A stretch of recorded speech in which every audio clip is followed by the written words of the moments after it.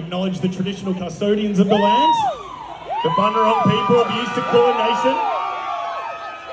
We've got an extremely special guest making their way towards the stage.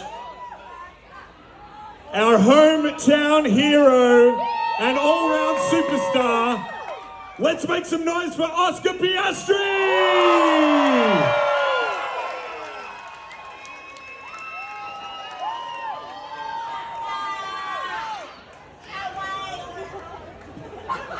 All right, you can probably see there's quite a bit of excitement, Oscar. Welcome back. Thank you. Thanks for having me back again. It's always a pleasure. I remember a couple of years ago, I had the distinct privilege of having a chat with you, and it was it was coming up to your 22nd birthday. We gave you a Jack Daniel's birthday cake. Yeah. And we didn't let him eat it. It was so mean. But it's coming up to your birthday again. We're pretty excited to have you here. Everyone in this room is ecstatic to have you. All right, now, we've got a couple of questions for Oscar. We're gonna need everyone to be nice and quiet because we're hearing from a hero. All right, everybody? So, you're back in Melbourne for the first... We're hearing from you. Oh, I'm just a guy, Oscar. All right, so you're back in Melbourne for the first race of the season. What's it like coming home and feeling the support of the Aussie fans? It's great. It's always nice to be racing at home, and I think having it as a season opener is always really special. That's a bit better. So yeah, it's always nice to be back, and the support is obviously better than anywhere else in the world. So it's always nice to be back.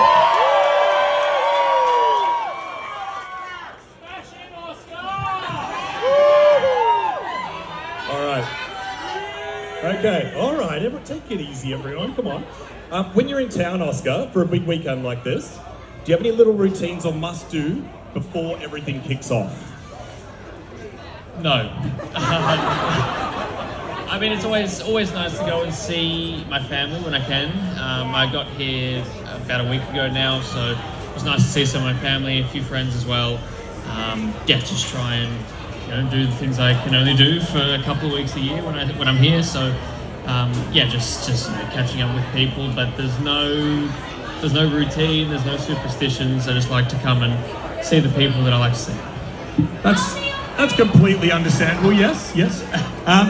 Oscar, last time I asked him where his favourite place to eat in Melbourne was, he said at Mum's house. I just thought I'd remind everyone of how good that answer was. All right, does your race prep routine here at home in Melbourne, is it different from any other race? And how does it differ? In terms of trying to prepare to drive the car, it's exactly the same, but obviously the week itself is pretty full on, pretty busy. A lot of activities for us, a lot of support as well, which is really cool. So that's probably the biggest thing, and obviously it being round one of the season, there's a lot of things, and especially this year, there's a lot of things we're still learning. So you're just constantly trying to fast track your learning as much as you can. Today's been a busy day trying to learn what we're going to try and do for tomorrow when we get on track finally. But it's a similar story everywhere we go. We were following along on your day today, and we're thinking, oh man, by the time he gets here, he's going to be pretty good. So thank you for bringing the energy.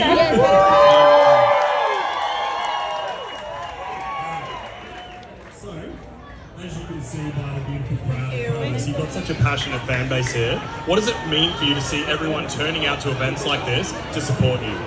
It's awesome. Thanks for coming out, guys. I really appreciate it.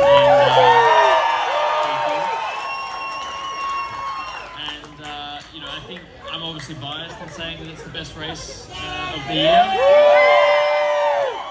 But I'm pretty sure if you ask the whole grid, it's one of, if not also their favourite race of the year. And that's thanks to you guys. So, there's always great racing at home. All right. What is one thing you want to say to the local fans that are watching you this weekend? Stay tuned, because I think it's going to be pretty chaotic. Like I was saying before, there's a lot of unknowns for us, a lot of things we've still got to try and learn. It's always interesting driving a race car that you maybe don't fully understand quite how it works yet, but it's the same story for everybody. So practice is going to be pretty useful tomorrow, and hopefully we get a pretty good idea of where we sit, which is hopefully towards the front. Well, we're all going to be here to cheer you on, of course. Now there's one more question that I've wanted to ask you for ages. We love the number 7 at Jack Daniels, obviously old number 7. That's everything good comes in 7s. We won 7 gold medals. But tell me, the number 81. What is the significance of the number 81? How did it all start for you? Well, I thought if you went 8 minus 1, you get to lucky number 7. So.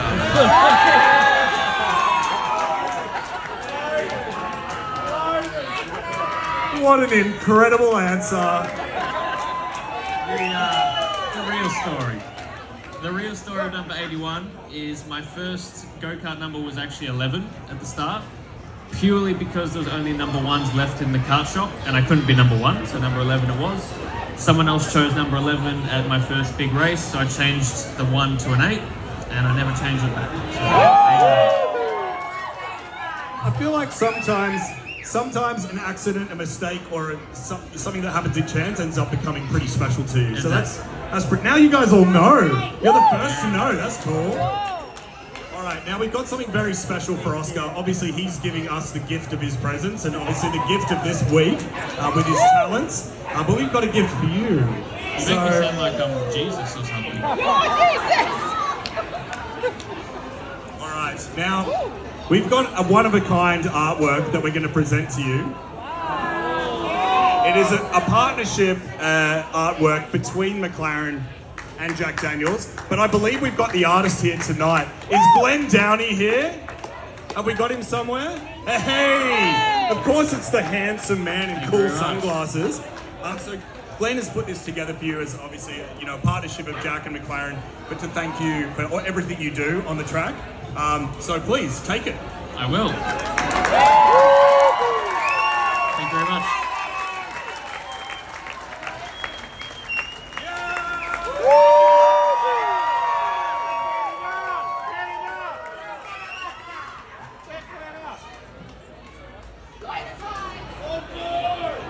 Okay, folks, now obviously you only get a small moment in the sun with Oscar, so if you've got a drink, we'd love it to be Jack Daniels, of course, but here is a moment where we're all going to raise our glasses or cups in the air, and we're going to give a massive toast to Team McLaren in the week ahead.